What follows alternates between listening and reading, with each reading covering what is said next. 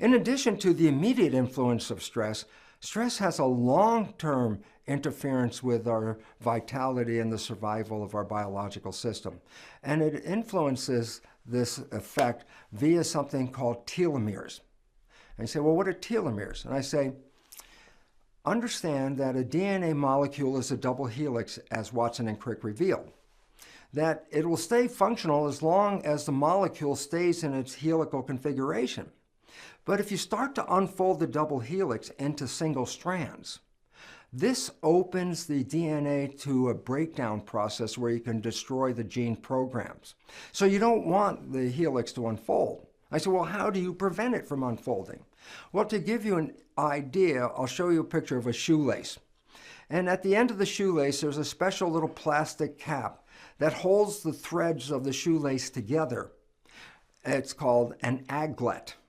And I say, well, great, the aglet holds the filaments of the shoelace together and makes it easier for us to stick the shoelace through the little holes into the shoe so we can tie our shoes. I go, yeah, but if the aglet comes off, the end of the shoelace frays, and then now you start to ruin the function of that shoelace because you can't get it through that little tiny hole anymore. And I go, in a parallel understanding, the DNA is the wound up version of the double helix, and to prevent it from unfolding, there's the equivalent of an aglet called a telomere. That holds the ends of the DNA together to prevent them from unfolding, okay?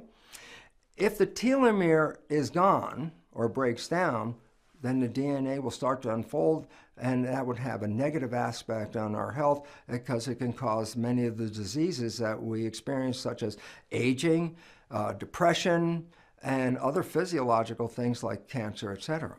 So the telomeres are playing a very important role. And yet what we've looked at is that they appear to be nothing more than the equivalent of an aglet to hold the DNA together. I go, no, there's more to the telomere than that. And that is this. Why have the telomere? Yes, to hold the DNA double helix together, but there's another more important reason. These telomeres, as you can see in the picture of an isolated X and Y chromosome, these telomeres stained red are at the end of the DNA where we would expect to find them. And I go, but what do they represent? They're extensions of the DNA, but they don't program anything. So they're not genes, they're just nonsensical in one aspect, extensions of DNA, no gene program. I say, so yes, they're there to hold the DNA double helix together. And I go, yeah, but there's another important reason for telomeres, and that is this. In copying the DNA, you have to split the DNA apart into single strands. And when you do that, an enzyme called the DNA polymerase will land on a single strand of DNA, and like a train going down the tracks, as the polymerase enzyme moves down the length of the DNA, behind in its wake, it leaves a copy of the DNA. So imagine a train going down the track, and right behind the train, there's a reproduction of the track. So all of a sudden, now I have two tracks where I had one. This is how you copy the DNA. And I go, well, this is really great, but here's where the problem comes in. When that enzyme reaches the end of the DNA, and it's sitting on the DNA before it falls off, it cannot copy the piece of DNA upon which it is sitting. So I create a copy of the DNA that I'm on with the enzyme, but when the enzyme gets to the end of the DNA strand, it cannot copy that last piece. And I say, well, what's the consequence? I say, the new copy of the DNA is shorter than the original copy. I go, oh, okay. I say, yeah, but then the next time it divides, the same thing will occur. So then the next copy of that DNA is still going to be shorter than the previous copy. Every time you copy the DNA, you lose a piece of the telomere because it cannot be copied by the enzyme, because the enzyme is sitting on top of it and needs to pass over it. And if it can't pass over it, it can't leave that DNA behind. So the net result is this. Telomeres, yes, provide for holding the DNA together to prevent it from fraying and then causing its breakdown. But as, or more importantly, the telomere provides a platform that allows a large number of reproductions of the DNA. Considering that every reproduction is shorter than the previous version, it will say what? At some point after so many cell divisions, the DNA called the telomere will be lost because it's shortened every time previously. And I said, well, what happens if you copy the DNA and the telomere's not there? And I say, oh, well, the next copy is going to be short again.